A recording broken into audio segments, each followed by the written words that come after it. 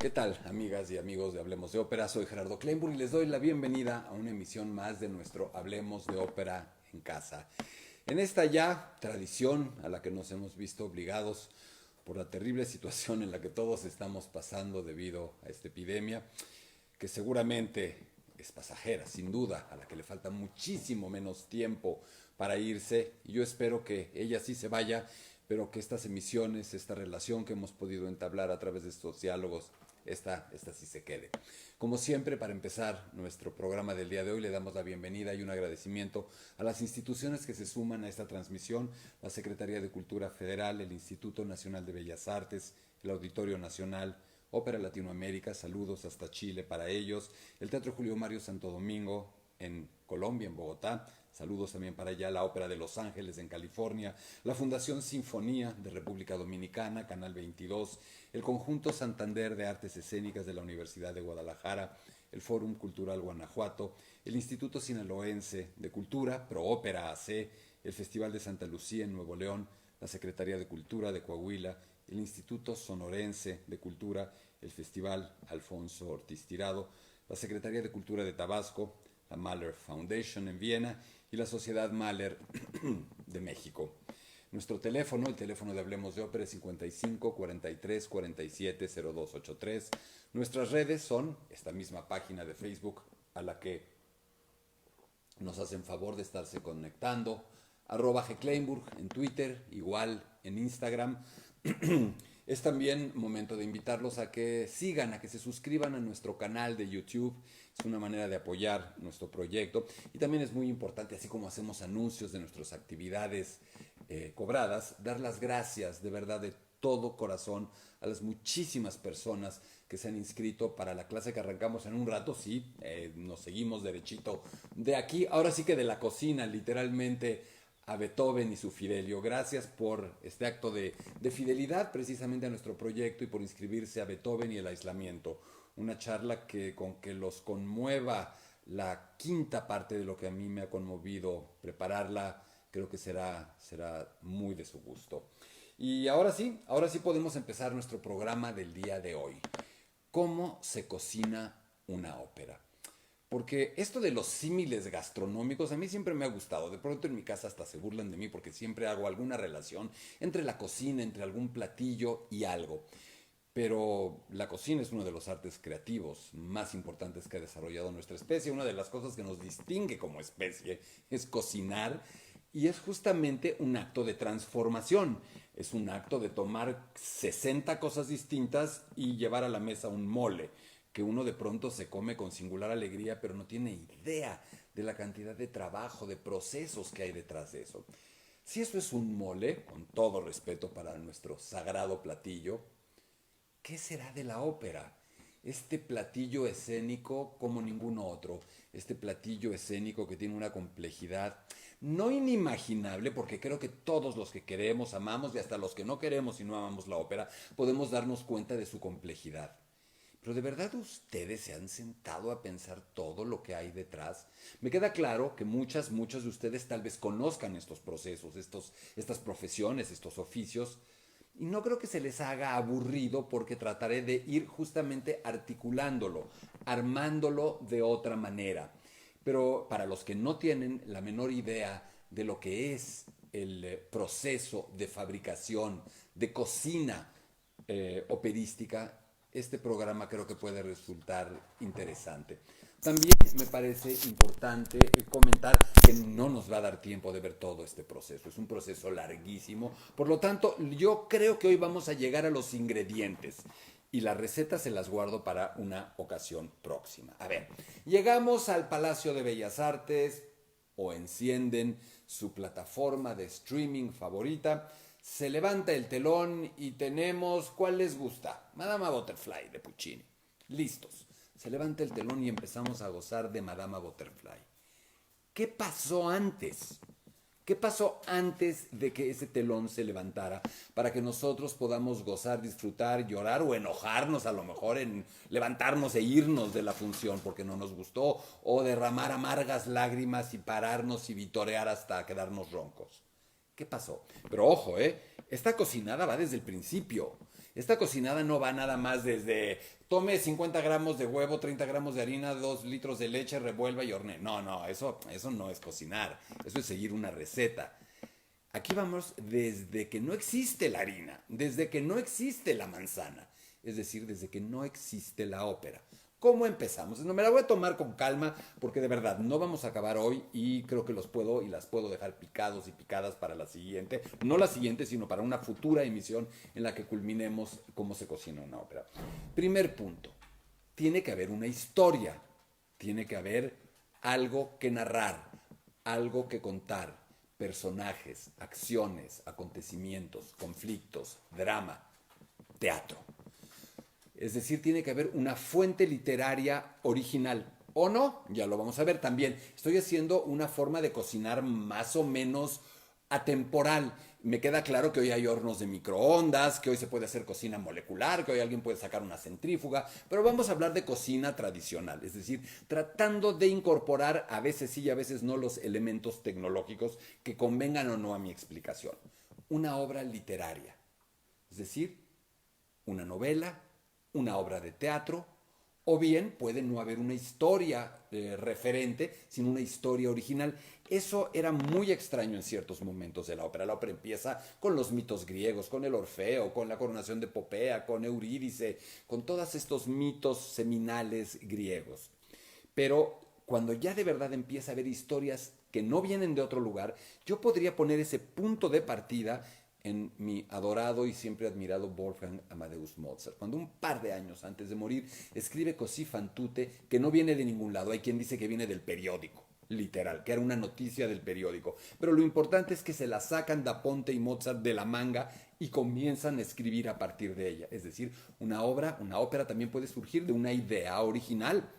Ahora mismo también puede surgir de una película. Acaban de estrenar hace un año, 2 años en el Met de Nueva York El Ángel Exterminador, basada en la película de Buñuel. Así es que todo eso puede ser una fuente literaria. Ahora, esa fuente literaria se tiene que convertir en un libreto. Es decir, aquí también me estoy saltando un elemento, el compositor. Evidentemente tiene que haber un interesado primero en esta parte inicial de la cocina, un compositor. El compositor se puede interesar en cocinarnos una ópera de dos maneras. Hasta cierto momento también podríamos poner como parteaguas a Mozart. Las óperas les eran dadas a los compositores. No había opción, no había opinión, no había ningún elemento de identificación con la historia. Esta es la ópera y tú la musicalizas. Punto final. Ya está hecho el libreto inclusive. Estas cosas empiezan a cambiar y insisto, cuando empieza a haber trabajadores independientes como Mozart, cuando empieza a haber compositores que se la juegan por la libre y dicen, yo compongo la ópera que me viene en gana, yo elijo. Regresamos a donde estamos. Tenemos la fuente original literaria y vamos a necesitar un libreto. Para tener un libreto, un texto de palabras que sean musicalizadas. Ahí tienen que intervenir unos personajes llamados libretistas, que habitualmente tienen que ser personas con experiencia en teatro, en narración, en música y en ópera preferentemente. Y fíjense por qué. La manera en la que al compositor le es dado el libreto está determinando una parte sustancial de la ópera. Las palabras ya son parte de la música. Una oración de 11 sílabas o 12 sílabas que rima de tal manera con la siguiente línea o con 2 líneas después es una música distinta que una prosa no rimada, no medida. Eso ya genera una musicalidad distinta. No es lo mismo una palabra llena de aes o de otras vocales que una palabra con una palabra que tiene R's, dobles R's. Son sonidos distintos. No es una exageración esto porque es de verdad el punto de partida, uno de los puntos de partida centrales de todo esto. Una vez que el compositor tiene el libreto, puede haber generalmente a partir también, no diría yo de Mozart, diría a partir de Verdi, los compositores se meten hasta la cocina de la fabricación del libreto, discuten, piden, y luego se llega a los extremos de Verdi, de Puccini, o a otras variantes como Wagner, donde dice, yo voy a hacer toda la cocina, yo hago todo y yo mismo me hago mi libreto, así es que parto de mi libreto realizado por mí mismo. Ahora sí, el compositor compone, no me voy a meter en esa parte porque eso no es cocinar. eso es otra cosa. Y creo que todas mis charlas, todos mis cursos y mis conferencias tratan de entrar a esa otra cocina, por llamarla de una manera, la del atelier, la del cerebro, la de la emoción, la de la pluma y el papel pautado del compositor. El compositor termina su partitura. Hablemos de un momento en el que no se hace con una computadora, porque el 99% del tiempo de la historia de la ópera no se ha hecho con una computadora, se hacía a mano. El compositor podía tener, como todos, buena o mala caligrafía, y muchos de los compositores eran como médicos, tenían una caligrafía ilegible. Pregúntenle a los pobres copistas de Beethoven, era ridículo lo que estaba escribiendo, no lo entendía ni Beethoven. Pregúntenle a Puccini y sus copistas, muy mala letra musical. Y luego teníamos personas con una caligrafía musical divina. El propio Mozart, eran tan limpias sus partituras, tan milagrosa, inexplicablemente limpias, que no eran un gran trabajo. Y dije copistas, seguimos con el proceso de cocinar. El compositor le dice a la editorial, aquí está mi ópera, llega feliz con su sobre y entrega su ópera.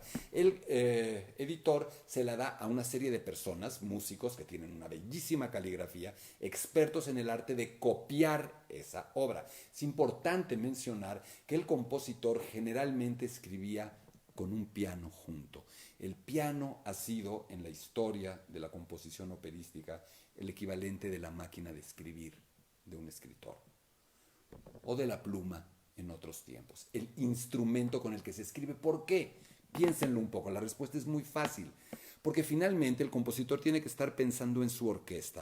¿Cuál es el instrumento que mejor puede imitar a la orquesta, quitando el órgano de una iglesia? El piano. ¿Por qué? Porque es el instrumento que puede hacer más sonidos simultáneamente, y eso es algo que se parece a la orquesta. Porque con el pedal puede prolongarse el sonido a placer prácticamente. Es decir, el compositor generalmente escribe sobre el texto, cocina sobre el texto, sobre las sílabas o abajo de las sílabas, va poniendo sus notas. Lo hace muchas veces desde el piano y empieza a generar con el piano la idea de una orquestación. Muchas veces, la mayoría de las veces, hasta cierto momento de la ópera, el compositor cocinaba su ópera escribiendo una partitura medio para piano y voz, con anotaciones para piano y la parte de la voz y el texto, y luego se sentaba directamente a orquestar, a cocinar la orquestación. ¿Qué quiere decir eso? Escribir una enorme partitura, muchísimo más larga, porque tiene que llevar las partichelas de cada instrumento, los primeros violines, segundos violines, terceros violines, oboes, fagotes, voy a tirar esto, trombones, timbales, etcétera. Entrega toda esa partitura a la editorial. En la editorial los copistas hacen su trabajo, pero aquí entra un trabajo también importantísimo que vamos a entender en un momento. Es indispensable generar lo que se llama una partitura de voz y piano, internacionalmente conocida como vocal score, aunque todos nosotros le podríamos llamar perfectamente una partitura vocal, en donde se regresa a una versión para piano, voz y las palabras de todos los involucrados en una sola partitura.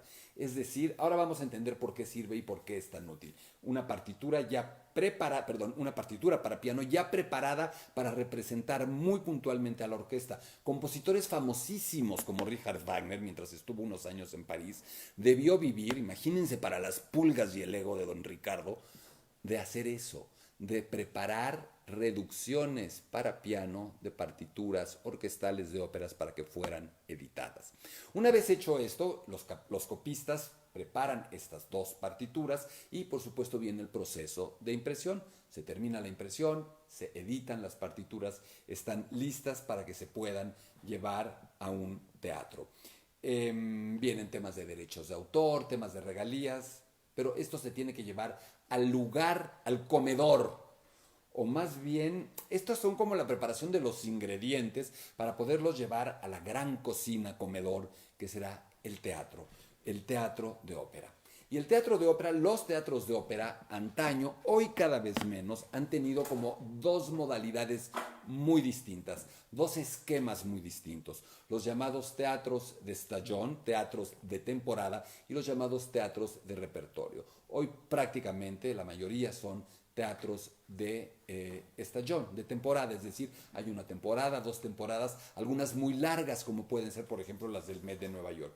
Pero hay otros teatros y sobre todo hubo otros teatros subvencionados, siempre estos últimos por el gobierno, en los que se tenía más que una temporada, más que tener una temporada, se tiene un año entero de actividad permanente.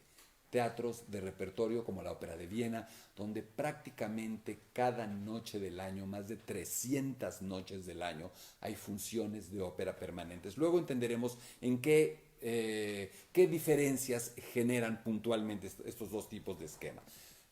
Cuando entramos a un teatro, a una compañía, un teatro no solo es el inmueble, un teatro es la gente que trabaja dentro del teatro, es la organización, el organismo, las actividades que generan, que producen y que terminan resultando idealmente en una función de ópera. Evidentemente hay un director o dos, como una compañía.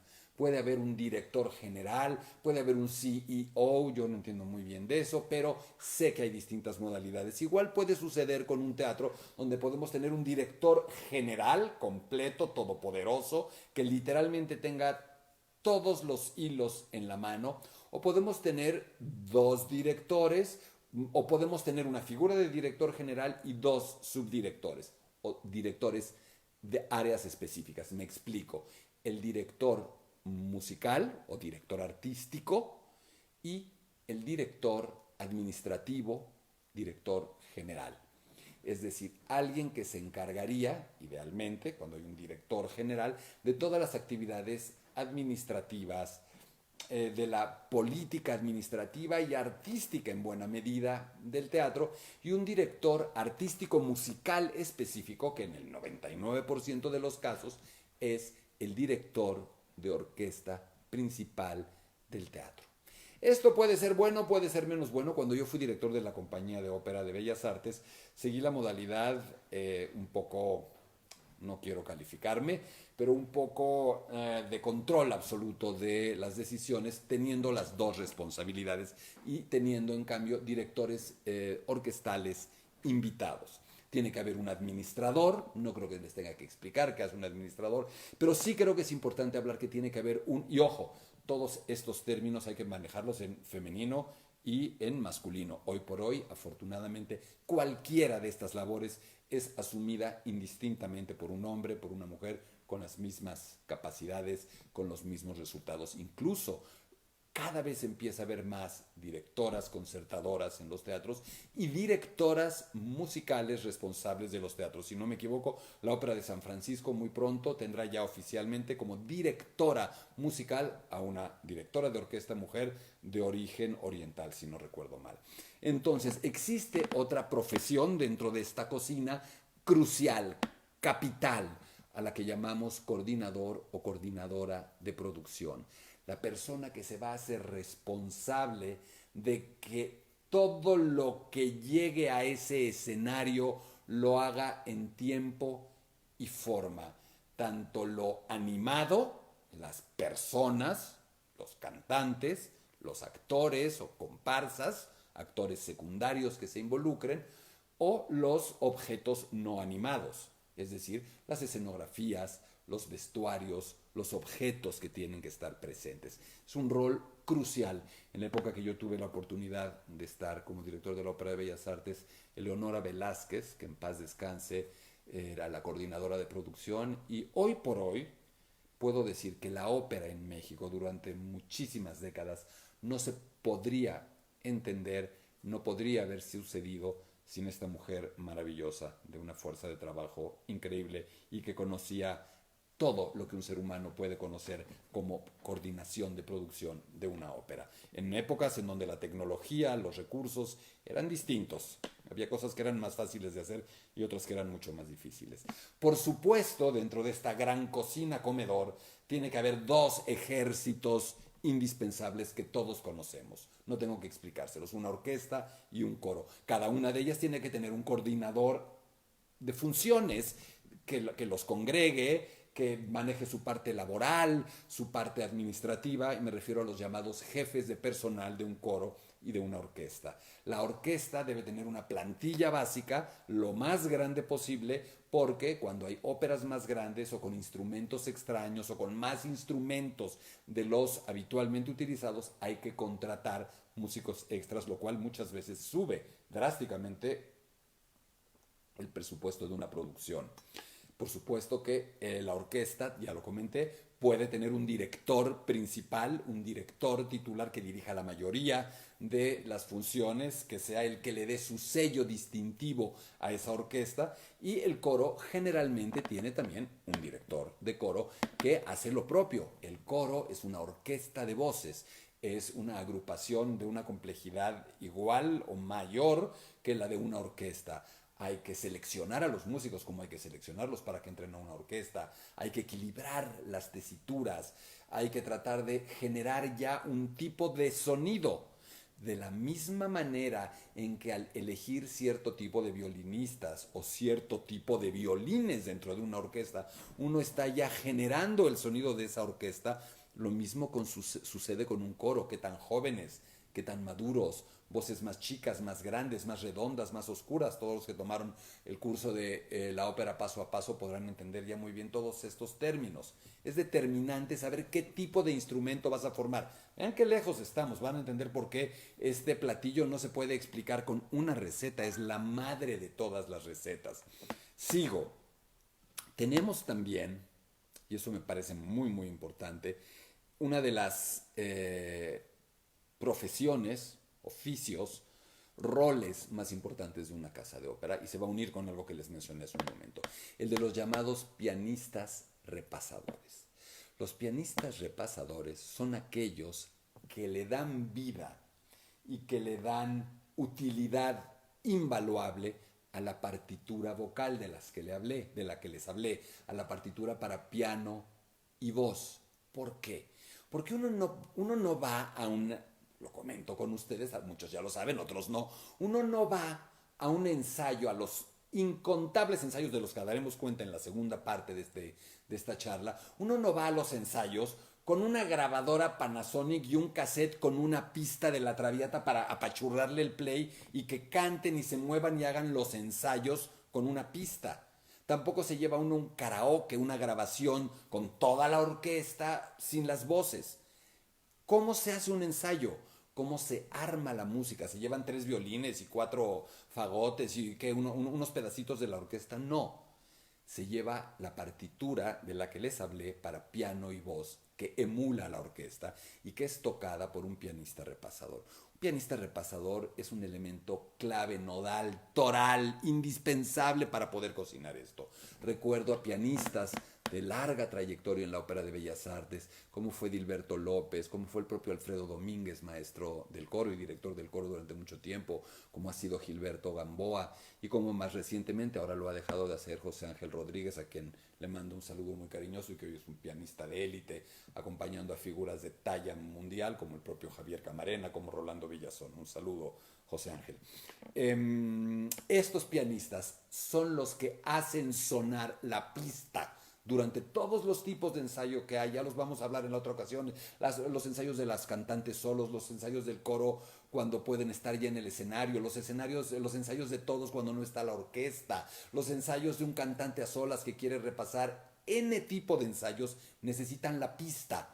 Esa pista es la partitura que les dije, tocada por un individuo que tiene que ser un pianista extraordinario, un gran lector a primera vista, un hombre que entienda perfectamente el canto y un hombre que se pone de acuerdo todo el tiempo con el director de orquesta, al que se designa en términos operísticos director concertador, porque concierta el esfuerzo, la labor de la gente que está en el foso, los músicos de la orquesta y todos aquellos que están en el escenario. Por eso su nombre de director concertador. El director concertador le dice al pianista, a los pianistas repasadores, el tipo de velocidad, de actitud que toma algunos cortes que muchas veces se hacen tradicionalmente, hay todo un tema que hablar de eso, Iván López Reynoso ya lo ha tratado in extenso, un tema delicado, complejo, polémico, el de los cortes, pero bueno, el director concertador le dice al pianista repasador, y creo que ya entienden los dos términos, cómo va la onda, y el pianista repasador ya lo aplica en los ensayos, puesto que el director concertador no puede estar en todos esos ensayos. Ahora lo hablaremos un poco más adelante. Es un mundo el que les quiero platicar y el que estoy intentando platicarles. Además de los pianistas repasadores, hay los llamados coaches o preparadores musicales, personas especializadas en distintas áreas de lo que se está haciendo, los idiomas, ayudarlos a cantar bien en italiano o en francés o en ruso o en polaco o en checo, o hay óperas en todos los idiomas habidos y por haber, y siempre se necesita un especialista que nos diga si la A es abierta, la E es cerrada, etcétera, etcétera, etcétera. Pero también hay estilos tradicionales, yo a veces discrepo de eso, pero hay estilos de hacer la ópera francesa, por ejemplo, hay muchos cánones establecidos. Yo creo que puede haber un poco más de libertad y de individualidad en la interpretación de los repertorios, pero hay coaches, preparadores musicales especializados en todo esto. Hay otra profesión, otro oficio importantísimo para esta cocina, comedor gigantesco llamado teatro, el llamado stage manager o director de escenario, se le llamaría stage manager, que es un coordinador integral de todo lo que acontece técnicamente, no artísticamente, en el escenario. Movimientos de elementos escenográficos, articulación de cuestiones luminotécnicas y un larguísimo etcétera. El stage manager es un coordinador indispensable para que el sistema pueda funcionar. Hay otro tipo de profesiones o de oficios súper importantes y a los que hay que rendirles siempre un gran homenaje. En nuestro país los llamamos traspuntes. ¿Qué es un traspunte? Una producción, por alta que sea la tecnología de cualquier teatro que les guste en el mundo, y podemos citar otros ejemplos que no sean el Met, no tenemos que empezar y tratar de hacer ver que todo empieza y termina en el Met, tenemos que ubicarla como una casa de ópera de primer nivel, pero no sobrevalorarla y pensar que el mundo empieza y termina en el Met y que lo que no sucede en el Met no sucedió. Eso no es así. Me enoja un poco decirlo, me enoja decirlo, pero es importante entender, hay mucha ópera en el mundo. Asomémonos a lo que se hace en Argentina, asomémonos a lo que se hace en el Teatro Mayor Julio Mario Santo Domingo, asomémonos a lo que se hace en Santiago de Chile, en el Teatro Municipal. Les puedo asegurar que más de una función que acontece en esos teatros, en el Teatro Colón, en esta compañía ya extinta argentina llamada Buenos Aires Lírica, más de una de esas funciones puede ser mejor que una función del Met. No lo olvidemos, ya me perdí por andar aquí de vehemente. Pero bueno, les decía, el papel de los traspuntes. Los escenarios, por tecnologizados que estén, no son automáticos. La música no va exactamente a la misma velocidad. Ese es el encanto. Varía de una función a otra. Puede haber 1 minuto, 2 minutos más. Suceden cosas. Hay magia. Hay desastres operísticos. Como dijimos en nuestros Houston tenemos un problema. ¿Por qué de pronto el telón se levantó en el momento exacto? ¿Por qué bajó en el momento exacto? ¿Por qué el cantante de pronto aparece y la luz aparece con él? ¿Cómo es posible que de pronto un carro, ya les expliqué que es un carro, estos elementos escenográficos con rueda, ¿cómo entró en ese momento? ¿Qué pasó? ¿Por qué el cantante, Luciano Pavarotti, Ramón Vargas, Javier Camarena, cómo llegaron a tiempo a su lugar en el momento exacto y salieron? Porque hay una serie de personas que controla eso, que da entradas, salidas, que prepara, advierte a los técnicos del teatro, a los cantantes, a los actores extras que participan, que tienen que estar listos. Son los traspuntes o llamados traspuntes. Tienen que ser músicos. Muchísimas veces ese rol lo juegan, en México al menos, los propios pianistas repasadores que tienen sus partituras y tienen roles de traspunte específicamente asignados. Es decir, de pronto tienen en su partitura entra luz 25 y por una diadema y un sistema interconectado preparar luz 25 y en el instante exacto en el que escucha que la música llega al momento preciso, Entra Movimiento 25, maestro Ramón Vargas preparado, acérquese al escenario, y el maestro Ramón Vargas en su camerino escucha que el traspunte le dice que se acerque a su camerino, todos interconectados con diademas, con un sistema inalámbrico de comunicación. Asimismo, igual al coro, prepárese el coro listo para entrar, salir, etcétera. Tramoyistas, ahora hablaremos quiénes son los tramoyistas, listos para mover, empujar esto, telón preparado, cae el telón, o como en Puccini, que está medido el telón en 3 caídas en muchas de sus óperas, al final va diciendo baja, primera bajada, segunda bajada, tercera bajada. Es delicadísimo, es parte de esta coreografía técnica humana que sucede en cada función de ópera, en esta hipotética Madama Butterfly que les dije estábamos viendo sin tener una idea muy cabal de lo que sucedía. Todos tienen partituras, hablé cómo llegaron las partituras, hay un bibliotecario que clasifica los tipos de partituras, las pone en su lugar, las lleva a las personas, los lugares correctos en el momento adecuado. Hay asistentes en las orquestas, quién pone las sillas, quién pone los atriles para los ensayos del coro, para la orquesta, durante una función, durante un ensayo, los llamados en México citas de la orquesta o del coro. No entiendo por qué se les llama así, son estos asistentes. Y de verdad es importante mencionarlos porque una ópera no sucede sin ellos. María Callas podría haber sido Dios en un escenario, pero si el cita de la orquesta no pone los atriles, y si el bibliotecario no pone la partitura ahí, y si el pianista repasador no hizo su trabajo, María Callas no puede cantar Medea y no puede cantar Norma. Es bien importante que también entendamos esta charla como un homenaje. Esta es una clase, sí, un poquito una clase, un informarles de todo esto, porque de veras van a ver la ópera de otro modo en términos de coordinación, en términos de factura. Después de esto, insisto, esta es solo la primera parte, nos falta mucho. Tenemos también, y lo hemos hablado dentro de nuestros desastres operísticos, hoy por hoy es impensable la ópera sin un subtitulador. Quitando sistemas de teatros muy sofisticados, el sistema habitual es la proyección de un par de líneas de texto sobre una pantalla en el escenario o a través de una pantalla LED. Por supuesto que hay una persona en una cabina, generalmente aislada, que tiene que leer la música, que está oyendo que se canta y que va presionando las líneas de texto que se ha capturado con la traducción de otros idiomas al español de una manera adecuada para el tiempo que dura una frase. A veces se decide que tanto se subtitula, que tampoco se subtitula, para poder verdaderamente transmitir el texto sin agobiar, sin ser abrumadora esta carga de lectura sobre el espectador. Les conté cómo arrancamos Rogelio Gómez, que en paz descanse, y su servidor, el sistema de supertitulaje en México, y de mucho tiempo para acá la referencia en nuestro país del subtitulaje, supertitulaje, lo hace Francisco Méndez Padilla, una persona además de los más grandes conocedores de ópera que tiene este país. En el top de la lista está Francisco Méndez Padilla, uno de los hombres que de verdad conoce la voz, un hombre que hoy es el alma, el centro, el corazón del concurso Carlo Morelli, y un muy buen amigo al que le mando un saludo muy cariñoso. Apuntador. Hay apuntador en la ópera cada vez menos y depende del tipo de teatro. En los teatros de repertorio, esos que tienen que hacer ópera todo el año, repertorio estable todo el año, siempre tiene que haber un apuntador porque la gente llega casi a echarse de palomazo, como a veces yo hago con estas charlas, el papel. Es decir, en teatros, en el Met se llega a ver en algunas ocasiones, en otros teatros se ve con más frecuencia.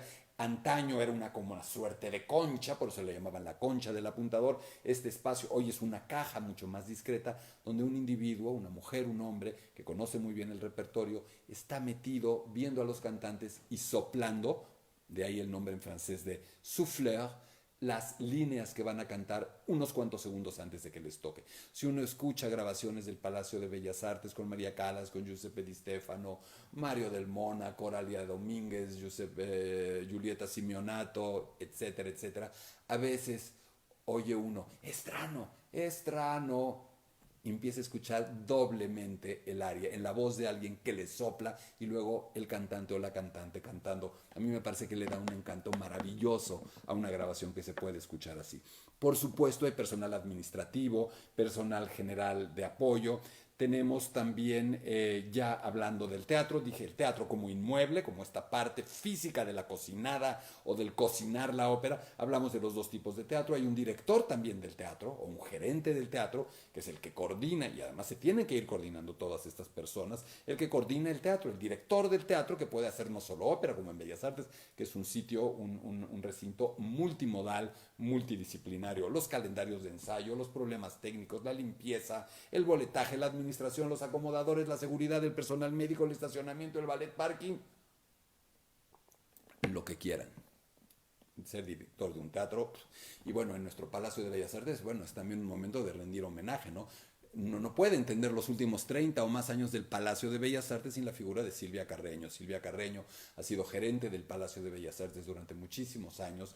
Lo fue durante el periodo que yo fui director de la ópera. Es una amiga entrañable y una profesional de grandísimos vuelos y una guerrera como muy pocas he visto yo en el mundo del teatro. Un saludo muy cariñoso también para Silvia Carreño. Un teatro tiene que tener un administrador, gente de difusión, gente de relaciones públicas, un director técnico, es decir, el encargado de toda la parte técnica, los fierros, los cables, los objetos, las plataformas hidráulicas, las luces, los sistemas de sonido, etcétera, etcétera.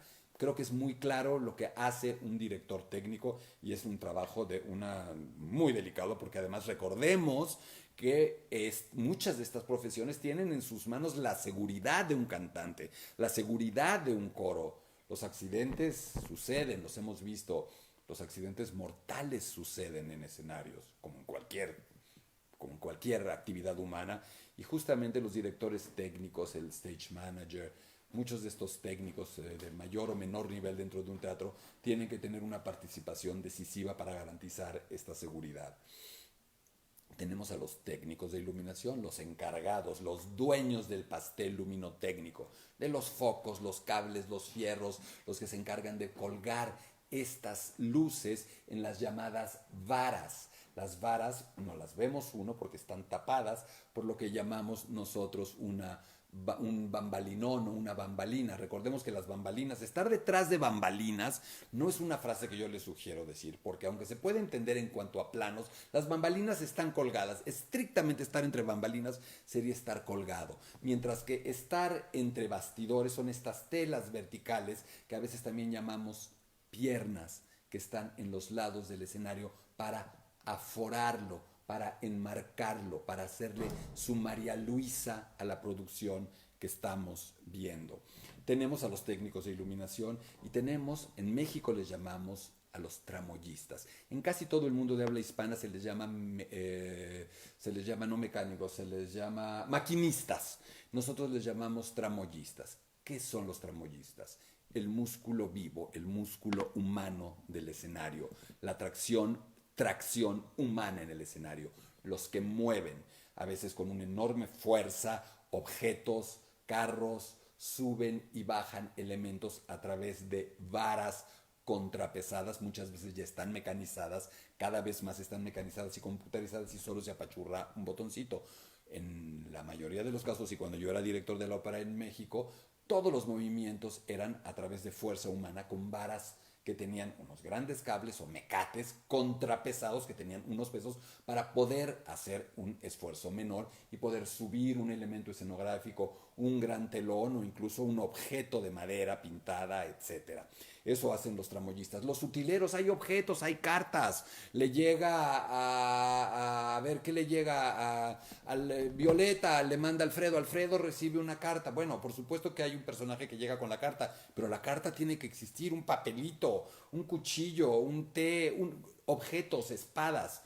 Esos son los elementos que llamamos de utilería y tienen que ser procurados, llevados a su sitio por los llamados utileros. 5 minutitos más de esta primera entrega de cómo se cocina una ópera. Hay un elemento muy importante, vamos a ver hasta dónde puedo llegar, ya sé hasta dónde vamos a llegar. Un elemento muy importante, podemos hablar de maquillistas, entendemos que es, sastres, vestuaristas, entendemos que es, taquilleros, no hay problema de entenderlo, indispensables, a pesar de los sistemas mecanizados de boletería, acomodadoras. ¿Cómo puede uno olvidar a las grandes, y ahí me fallan los nombres, acomodadoras del Palacio de Bellas Artes que han estado en ese teatro y estuvieron en ese teatro entero, décadas enteras, viendo desfilar a cualquier cantidad de luminarias de la historia de la ópera, limpieza, mantenimiento, servicio médico, todo eso es razonablemente fácil de entender. Pero hay también un ingeniero de sonido habitualmente. En México, esa profesión, ese trabajo vinculado a la ópera y a la música de concierto tendría que llamarse ser el Humberto Terán de eso. Un saludo enorme a Humberto Terán, un par de los oídos más extraordinarios y superdotados que tiene nuestro país, un ingeniero de sonido de élite internacional en el terreno de la música clásica, de la ópera.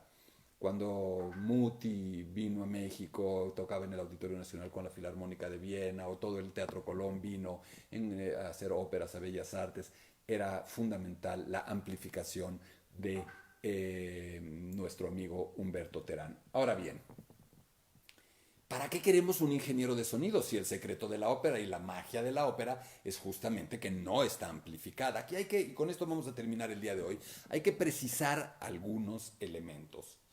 Porque en muchísimas ocasiones uno ve micrófonos. También depende del grado de tecnología. Y en el Palacio de Bellas Artes muchísimas veces ve micrófonos en una función de ópera.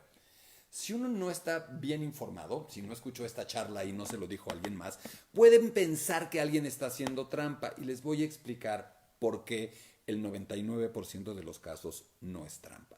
Les he hablado de que el sonido, lo que está sucediendo durante una función, tiene que llegar a muchos lugares del teatro a donde no llega naturalmente. Hoy, no me pregunten cómo se hacía antes, es una complicación y hay cosas que no me imagino. Por ejemplo, el peor lugar, o uno de los peores lugares, el peor lugar para escuchar una orquesta que está en el foso es el escenario. Se oye pésimo y conforme uno empieza a dar unos cuantos pasos para atrás, literalmente deja de escucharse. ¿Cómo? Evidentemente no se podía diseñar un teatro en el que la orquesta pudiera estar, que estuviera acústicamente diseñado para que el sonido de la orquesta fuera al público y al mismo tiempo fuera a los cantantes. Pensémoslo, no se puede. Por eso, antaño, casi todos los cantantes estaban todo el tiempo pegaditos al frente, además de que se oían mejor. Porque si se alejaban no oían. Hoy eso se ha compensado poniendo pequeños monitores, bocinas, amplificadores fuera de la vista del público, en los laterales, dentro del escenario, entre piernas, entre bastidores, afuera, o sea, fuera del escenario, pero en la parte de adentro, en la parte que no está en el patio de butacas. ¿Para qué? Para sutilmente amplificar el sonido de la orquesta y que los cantantes puedan oír bien, estén donde estén en el escenario. De la misma manera en que muchas veces los cantantes se voltean para un lado o están en un lado donde ya no pueden ver al director de orquesta. El director de orquesta quedó muy abajo, ya están muy lejos. ¿Cómo lo ven? ¿Cómo siguen su batuta?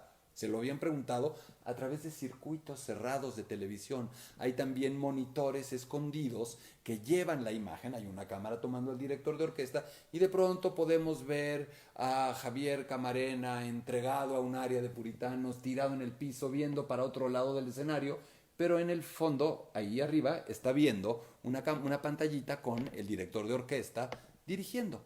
Esa es una manera de hacerlo. El cantante, Plácido Domingo, estaba cantando Otelo en el Met. ¿Cómo sabía? Más allá de que le dijera el traspunte que ya le tocaba. Porque hay monitores puestos para que lo oiga. A veces en las propias oficinas del director de la compañía hay un monitor de audio para escuchar lo que está sucediendo en la función. Eso es recogido por una serie de micrófonos donde también hay que recoger la voz del cantante, micrófonos pequeñitos o a veces colgados que no están amplificando, están recogiendo todo ese sonido que llega a una cabina donde está en nuestro país Humberto Terán, el ingeniero de sonido, ecualizando, mezclando ese sonido perfectamente y mandándolo a todas las áreas del palacio que necesitan escucharlo para poder seguir cocinando. ¿Se dan cuenta, amigas y amigos, de verdad, de la complejidad de este platillo? Hemos llegado apenas de verdad a la mitad. No hemos terminado de hablar de los ingredientes y todavía nos faltan los procesos de cocinar. Es decir, cuando hablamos hornee, bata, cierne la madera, cierne la harina, haga esto. Eso también existe en la ópera. Esos procesos culinarios son los ensayos. Y hay muchísimos tipos de ensayos, de los que hablaremos en una emisión futura. Falta el equipo técnico, los responsables de la parte técnica, los cantantes, los sustitutos de los cantantes y un larguísimo etcétera. Pero esta primera entrega espero que no haya resultado árida. A veces es importante, si de verdad queremos la ópera, a veces es importante también tomar alguna información un poco más fría, menos glamorosa, pero que nos permite ubicar exactamente qué es la ópera y cómo es posible que podamos disfrutarla todos nosotros. Me voy a ir despidiendo, me tengo que preparar para nuestra conferencia en línea Beethoven y el aislamiento, que arranca en unos 20 minutos. Quiero invitarlos a que nos acompañen este próximo sábado a las 6 de la tarde en nuestro siguiente Hablemos de Ópera en Casa, que será un Hablemos de Ópera con y nos vestimos de nuevo de manteles largos. En un equilibrio entre cantantes masculinos y cantantes femeninos, cantantes nacionales y cantantes extranjeros. Tendremos a una extraordinaria soprano, mujer, española, que ha pisado todos los escenarios de ópera del mundo, incluyendo el socorrido para tantos de nosotros, Metropolitan Opera House de Nueva York, una de las figuras cumbre absoluta del canto operístico español y, en mi opinión, una de las mejores sopranos del mundo, Ainhoa Arteta, una gran amiga de México, una gran amiga del público mexicano, de las personas que nos hemos involucrado con la ópera, y una gran amiga personal. Así es que de verdad no pueden perdérselo. Es una enorme conversadora, una mujer bellísima por fuera y por dentro, una inmensa artista y sobre todo una mujer que se sabe reír de sí misma. No se imaginan lo divertida que va a ser una charla con Ainhoa y la cantidad de chismes. Vamos a lavar ropa a gusto, Ainhoa y yo, el próximo sábado, se los puedo garantizar. Con esta, amigos y amigas, creo que nos despedimos. Los invito a que nos acompañen entonces este próximo sábado a las 6 de la tarde en una emisión más de Hablemos de Ópera. Soy Gerardo Kleinburg y les doy las gracias por haber estado con nosotros.